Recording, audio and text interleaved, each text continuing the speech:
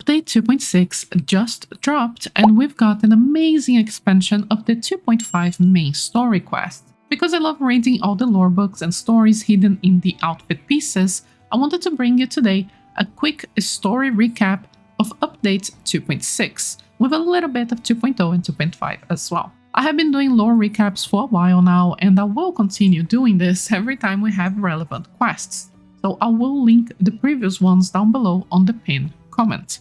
So in this video, I'll split this recap in 4 chapters: Astrid, Meghill, Medael, and Mothis. Let's get started with Astrid. Astrid was a healer and mentor at the cultivarium. She was a very blunt and charming person who tended to be very polarizing. Some students would absolutely love her, while some would hate her. But overall, she was very appreciated and very hardworking, preparing for classes often until late at night. One of her many students was Lady Medael, who she cared for deeply and fully acknowledged Medael's insane talent and skills. Over the years, they became more than just mentor and student and became friends. Until one day, Medael visited her with a strange and very concerning question and asked Astrid for advice. But even then, it was clear that Medael was already decided on her path. She was just seeking confirmation. After that, Medael just disappeared, and worried about her, Astrid went to the archives to investigate and found out that Medael has been in deep pain all along, suffering with soul rift, requesting dragon breath potions 14 times. Astrid started feeling consumed by her own guilt for not stopping Medael sooner, which resulted in her deciding to quit her job as a mentor forever, as she felt unworthy to continue mentoring. She then left to try and find Medael again and attempt to stop her this time. This is when the Puxolian disaster happened, a horrible incident where multiple Puxolians of all ages died, from children to elderly. We find out that in this disaster, it was all premeditated and fully planned by Medael. Astrid not only was unable to stop her, but also died in the disaster alongside the others. Many years later, Nikki and Momo meet Bones, a spirit who lost her memory and refused to return to the sack of reincarnation until she figures out her own past. By investigating during the update 2.6, Nikki and Momo eventually find out that Bones is actually Astrid, who forgot her memories due to the immense guilt that she felt, almost like a trauma response. But Nikki helps her realize it wasn't really her fault, and that she did try to stop Medael. She even died trying to stop Medael. Medael simply had chosen her path then. She deserves to move on, and that's why Astrid ultimately decides to go back to the cycle of reincarnation with a promise to one day cross paths with Nikki once again. Perhaps they could even be friends. Lastly, I wanted to read for you the descriptions of the outfit as Steps Against Order. These do not contain any lore-relevant information, but it is Astrid's outfit and have some cute little notes about her and who she was and her personality. How difficult is it to become someone unconventional? Astrid has never asked herself that question. She never notices her own difference, nor does she look up to any external measure. She simply walks in the direction where the morning mist disperses, towards the far horizon she has chosen. So Nikki dropped a comment here saying, "Forever free, forever clear-minded. Astrid is quite an interesting person." So this is the base outfit. This is the Evo. When Astrid was young, countless whimsical ideas grew wildly in her mind. If Miraland were to be destroyed one day, what would she become? Though her friends could never quite follow her thoughts, it never dampened her mood. And lastly, the glow up when Astrid's classmates find her, the culprit who once caused trouble at the cultivarium is peacefully resting beneath the Lumi tree, lips curling to a mischievous smile. Even when discovered, she shows no sign of discomfort. So let's have a look at all the pieces and then I'll read them out. So for the hat, she donned a black ceremonial hat and pinned a striking feather to it. For Astrid, graduation was not only a celebration for students, but also a festival for the mentors. Breaking for her usual grace, the healing mentor designed a unique hairstyle for herself. Though Starry fussed noisily at her side, Astrid quite liked her new look. Deep in the memories of many students, that year's graduation ceremony stood apart from all others.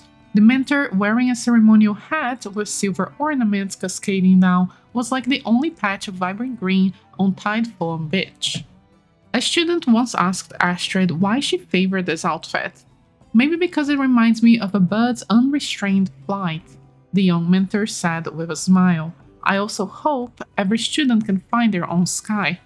Matching gowns and uniform attire, that is how a graduation ceremony is supposed to look. And yet, some believe that parting in clothes they truly love gives farewell a deeper, more personal warmth. So those are Astrid's thoughts, right? That why she's wearing this outfit on the graduation party for the students. Though she was reluctant to admit it, her time at the Cultivarium had taken up most of her life. Through countless downs and dusks, she had refined every detail of her lesson plans again and again, searching for ways to help her students fall in love with healing. If mentors only repeat what is written on pages, why should students enter the classroom at all? That would simply be a waste of time, Astrid said to Starry. We should start a completely new course, something both interesting and bold. The young mentor stood at the graduation podium holding an exquisitely crafted staff. Passing students asked how it was meant to be used. This is, of course, not a cane, the mentor replied playfully. You should know, I never resort to force. Oh my gosh. For the evolution pieces, we learn a little bit about her past. So as a child, she often wondered why Bergsolians bore dragon horns. Did it mean they were descendants of dragons? She didn't think so. Perhaps the horns simply marked them as who they were, proof that they were special.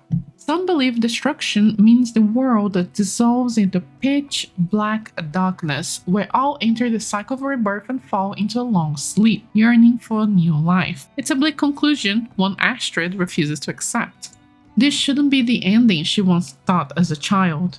One day, when a new sun rises from the tide, the newly born will meet the person she once was. To her, when everything is destroyed, the sea will rise and flood Tide Foam Beach, and new life will be born from the waters. Everyone will become a new kind of human of the sea. Everyone but her, the last Bergsolian. When the day of the meeting arrives, she will wear something special, put on a stylish hat, and strike her coolest pose as she introduces herself to everyone. To those who live beneath the sea, she might seem like an outsider from the sky. The last Bergsolian in such a striking pose sounds a bit self-indulgent, doesn't it? Her friend remarks bluntly. But little Astrid's thoughts have already drifted far away. Her world is the immense sky.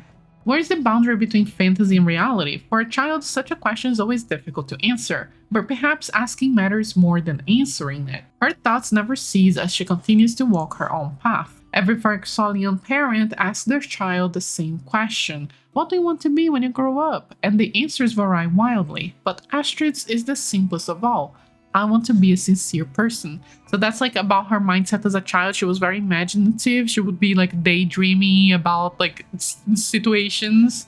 Very, very cute. And on the glow up, every soul has its reason for entering the cycle of rebirth. What a ferryman can do is in truth quite limited. The girl writes this as the opening line of her essay, believing that what matters the most should stand at the very beginning. Many mentors consider Astrid somewhat rebellious. As much as she loves healing, she seems to despise faring souls. Yet in truth, she does not hate it. She just believes that speaking with souls is one of the most extraordinary gifts of all. Astrid does not like those faring lessons that are completely detached from the cycle of rebirth. If mentors indulge only in empty talk, never truly speaking with souls, then such guidance is like a bird that never lands, existing only in the void. Words on paper are carried by the wind into the Cultivarium, triggering a storm. Students debate the details of the writing while mentors remain silent. Yet the one who wrote it has already quietly left the classroom and no one knows where she went. Walking through the empty courtyard of the Cultivarium, her steps are relaxed as if she was going to vacation. She has no intention of finding a hidden place for this adventure. For her, sleeping in a place she loves is what truly counts as escaping class. Amid the noisy settlement, near the crowded loomy tree, Astrid finds a shaded corner and sits. Leaning against the trunk, she closes her eyes in quiet ease. For her, the most dangerous places are often the safest. To Astrid, no outside opinion can shake her resolve. She won't change lightly for anyone, nor let anyone steer her course.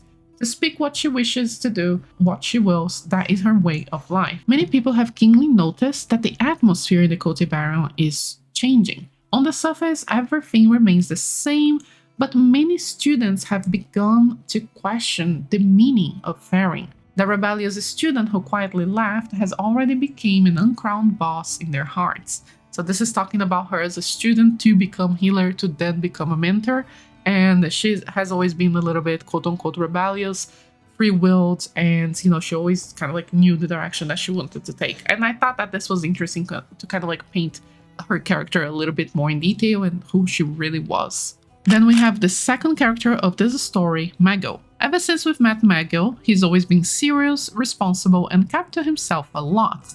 First impression is that the only person he truly trusts is his childhood friend, Ingrid. But during 2.5 story, we find out that he wasn't always like that, and that Meghill was actually Medael's brother.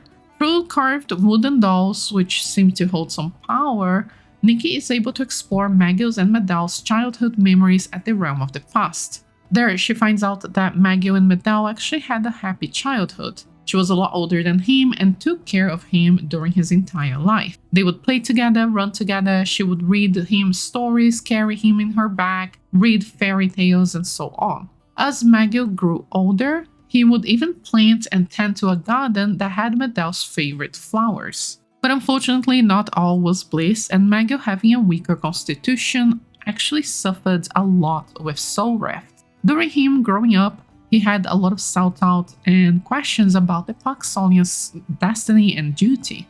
From young Meghill's notes, we can actually see him telling us that he questioned Medael multiple times, asking why they can't live forever, and saying that forgetting everything and starting anew feels like a curse, which refers to the cycle of the reincarnation. To this, Medael responded, "That's why it's important that we have the cycle," and she told him that seriously.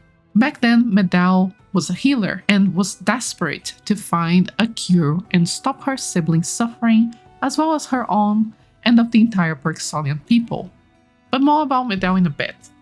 What really complicated this whole situation for Meghill specifically was that not only Meghill was the brother of Medael, who is now essentially a criminal, but also that Meghill is the chief of Paxolians, so he had an obligation to deal with her crimes and inform the Paxolians about it.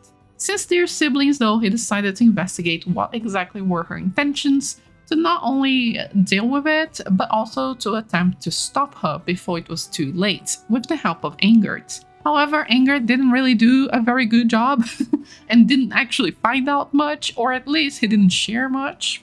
Since the investigation was still ongoing up until update 2.6, Meghill still haven't announced to the Paxolian people about Medael's wrongdoings just yet, and kept it as a secret, which I imagine is partially because they were siblings as well. As Nikki, Momo, and Meghill investigate what happened with the Paxolian disaster and with Astrid's past, we can now see how much all this situation affected him. Constantly throughout the story, other Paxolians would ask Meghill about his sister, how was she doing, when was the last time he saw her, and more questions like that, which he just repeatedly brushed it off as if nothing was happening, when deep down he was feeling worried, sad, disappointed, guilty, and just emotionally crushed. Towards the end of this story, we very unfortunately find out even more wrongdoings that Medael has done, including the Paxolian disaster, which killed many Paxolians of all ages, from children to elderly, including Astrid, which I just mentioned earlier in this video. This realization, despite just making him feel even worse, was also in a way the final straw for Meghill. He decided that no matter how much he looked up to his sister, and how much she cared for him throughout his whole life, he reasonably could not forgive what she has done. Before sending off Astrid, he tells her that all along they are the same. They both cared for Medael, but ultimately they've both failed in stopping her. His character is complicated. On the design blog post that Info shared on Steam, they tell us a little bit more about what exactly was going inside Meghill's mind during those last moments of the 2.6 story quest. So I'm gonna read out for you very quickly. In this post called A Different Future, they start the article by saying that Meghill rarely lets his mind wander. Too many responsibilities rested upon his shoulders. Ever since becoming the chieftain, he had seldom looked back on his childhood, and even less often spared time for his own life. Medael's transformation had become a secret he could share with no one. He resisted recalling anything connected to his sister, yet in a few dreams that he still remembered, that familiar figure would always reappear. When Nikki's music rang out during the tide sending ceremony, he quietly began thinking, what if his sister had accepted that invitation all those years ago? If she had become the witness to that tide sending ceremony, would everything have turned out differently? The thought startled even himself, and made him remember the day she refused to be witness. Meghill let out a bitter laugh. What point was there in dwelling on such things now? The Medael he once admired and longed for had disappeared long ago. Meghill silently gazed at the Medael in that photograph. Finally, he remembered a fading memory of Medael, dressed in the ceremonial robes of a witness. At that moment, she placed the soul ocarina in his hands and said, I found my path. As for the Paxolian's other future, I'll leave that to you. In the end, Meghill chose to do what's right, even if it was against his own personal feelings, which is admirable. But in a way, it's also tragic. That part of the reason why he even had the opportunity to choose to be good was because of the protection that his sister offered him his entire life. After all, anyone would be more propelled to fight for good and for hope when they know what it's like and have actually experienced it before, which is something that Medael, as we will learn now, have not. In the boneyard, Icarus was the god of reincarnation. He maintained the cycle at the cost of his own soul being tainted by the sorrow and despair of those who passed away. Until one fated day, Icarus left, and in his absence, he left the dragons with the task of maintaining the cycle of reincarnation. Eventually, Icarus left forever, leaving the dragons to slowly fade away. The dragons near their extinction desperately made a pact with a group of humans who had arrived at the boneyard, merged their souls together so the humans could endure the task of ferrying souls and maintaining the cycle of reincarnation. Like this, the Paxolians were born. The souls of a human and a dragon merged together in a singular body, and so they have carried out the sacred duty across generations, dying and reborning as a Paxolian once again, just to carry this duty forever throughout eternity. This task would cause Paxolians to suffer of soul rift, a horrible and painful affliction, which resulted in healers being a core part of the Paxolian society, as they were the only ones capable of easing out the symptoms of a soul rift. One of these healers was Medael. Medael, since young age, was responsible, serious, hardworking, and above all else, extremely empathetic. The suffering of others would often become her own, but despite that, she decided to become a healer. Her motivation was her younger brother Meghill, who suffered greatly of soul rift since an early age, as we just learned. As she grew up and became a healer, her patient's suffering would weigh on her more and more each day. She then decided to set out to find a cure to soul rift. She researched and experimented with all she could in an attempt to save the Paxolians. Throughout the years working as a healer during the days and researching during the nights, she would fail once again, while also fighting her own soul rift symptoms. She often used dragon breath potions to stabilize herself and kept searching for the cure. But even then, we learned through the Paxolian tales that she would not give up. Despite her soul rift flaring up again, her worrying about Meghill, suffering because of her patience, she would keep pushing forward with the goal of healing all Paxolians someday. She was once invited to be witness at the tide ceremony, playing healing music to send up the souls back to the cycle of reincarnation. However, we found out during Meghill's story that she actually refused, so maybe she had already chosen a different path at that moment. Later on, as Medael was adventuring through the boneyard, trying to find the guidance and the wisdom from the dragons to find the cure, she entered a cave she'd never seen before. In Medael's records, we find out that in this cave there was a book, and in this ancient book, another history has been written. Long before the Veil Fall, Icarus, the god of reincarnation, and the dragons had already abandoned this land. They cast aside the heavy burden of guiding the cycle of life and thrust this all upon the Paxolians.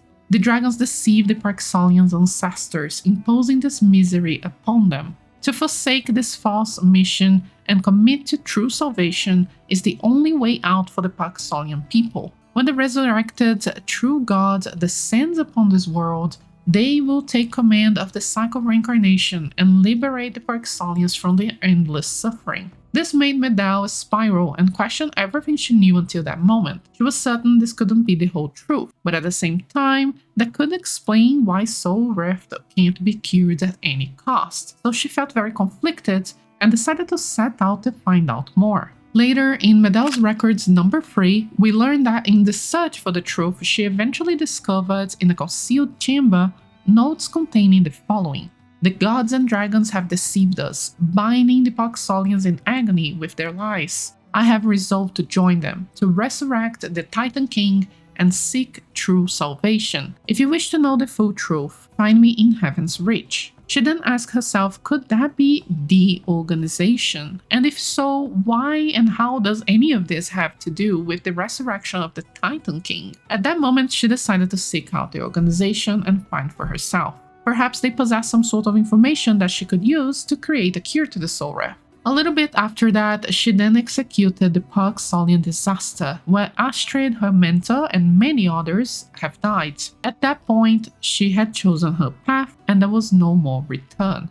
In the page of mysteriously torn notes, we learn that Medael never fully trusted this organization, and she had her concerns and even backup plans in case they failed her. But she proceeded to act as their agent and help them resurrect the Titan King in exchange of obtaining their unique mechanical seed to extract the Mothis during 2.0. Either the Titan King would be truly able to free the Parksolian souls forever from the duty of maintaining the cycle of reincarnation, or she could use the Mothis extract to summon the creature we call Mortalite. Mortalite is a creature we know very little about. By reading its companion description, we find out that Mortalite carries out a very important and unique duty in the cycle of reincarnation. But from behind the scenes, Mortalite is responsible for consuming the soul of the god of reincarnation once they die. This is the only way the soul of this old god can be fully raised to then be reborn again. Medael's desperate plan was to summon Mortalite and then use it to devour all the Parksolian souls instead, to bring what she calls the unmaking. She thought that by unmaking their souls, they would at least be free from the eternal duty of faring souls. And as we know now, due to Nikki meddling in during 2.0's story, Medael did in fact proceed with her backup plan, sacrificing herself to summon Mortalite in Update 2.5. At this moment, I was actually very worried about Medael because I thought that by summoning Mortalite, her soul would have been unmade, which means she wouldn't be able to reincarnate anymore.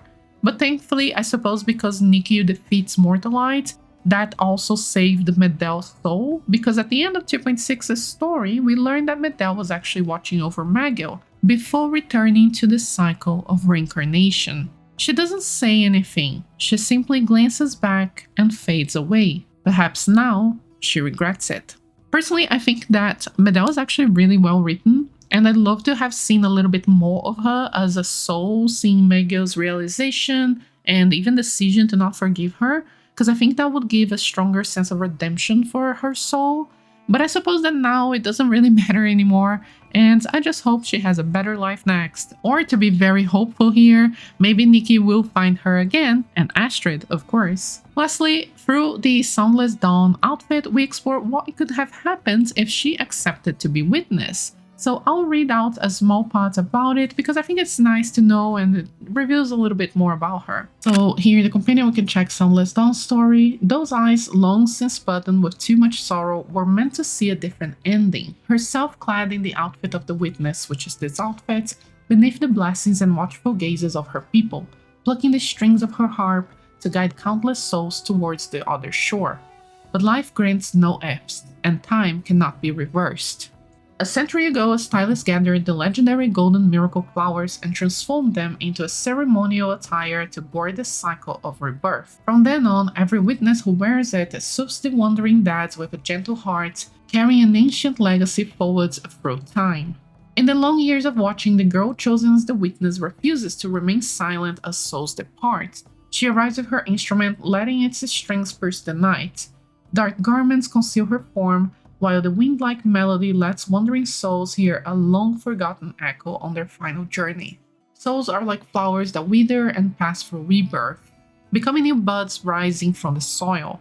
Medael once believed this without doubt. She once fell into despair as well, until at last she looked back at the world and saw that unfading spring. And lastly, do these souls who journey to the other shore sense a touch of coldness? Do they feel lonely and thus far that dark, frigid death? Until that day, golden flowers bust from the ground like a newborn down, lighting the path before them. So let's check the pieces now. Oh, and also there is Nikki's comment. If she had chosen to play the harp, perhaps everything would have turned out differently. So here, starting with the first piece, Medael was born with the ability to perceive the light of souls, carrying a constant wish to heal others. Her people looked up to her as one would star guiding the dawn through the long nights. Those expectant gazes weighed far heavier than any crown. If she had once chosen the correct path, becoming the witness who plays the golden strings for the departed, would everything have been different?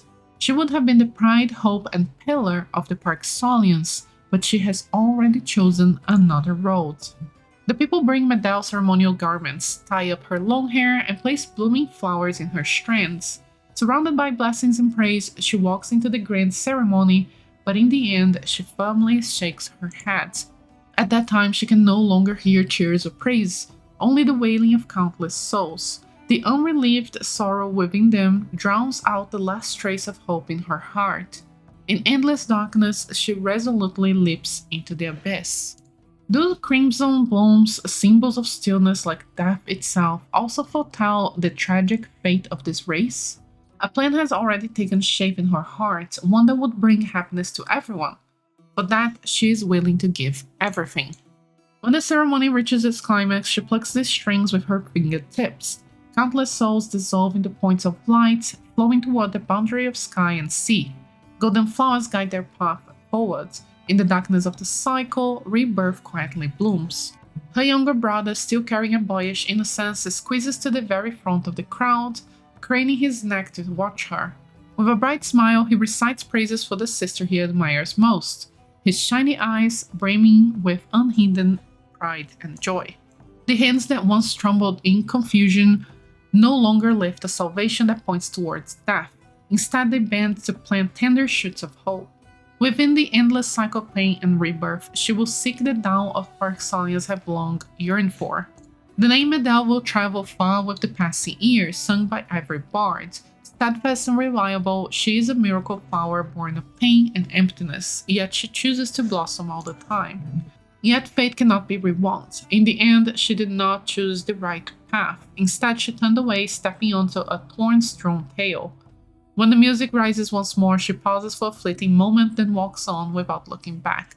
So the first base of the outfit is actually telling us what her story would have been if she accepted to be witness and, be with this outfit. Then the other evolutions are actually talking about another girl, not Medael, the first witness. So it talks about the symbolism of the golden flowers bringing hope, how she decided to be the first witness and let other people carry on that kind of like legacy after she passed away. So we get like the witnesses every soul tide ceremony and so on. And at the end of the final evolution, we have a little snippet about Medael again, which is green life is spread from beneath Medael's feet, flowing over all the despair she once sunk into, and all the roots she once tried to sever. She looked back at the world one final time. It was a land of ever unfading spring, both at the end of her fate and the beginning of the rebirth. So this is Medael's final moments when her soul appears at the tide ceremony and heads back to the reincarnation. But all in all, Medael is a very tragic character. She wasn't a bad person. Actually, much on the contrary, she cared deeply for others and had great empathy, but she was just a good person who unfortunately made very bad decisions. She had the goal to save her people and her sibling, but in the process, due to her own suffering and also with a small push from a certain suspicious organization, she fell into the wrong path. And speaking of the suspicious organization, let me quickly recap all we know about this Mothis, because I'm sure we'll see them again in Update 2.8. In a previous update, we actually had a web event that talked about a suspicious organization called the Inverted Order and Silent Sect. Nikki and Momo chat with each other about a soul that floated by upside down, meaning it was probably a member of this almost cult-like organization. However, during 2.6 quest, we learned that their name is actually Mothis. This is a much better name and may have been the result of a translation error from the web events, but maybe we'll find out that there are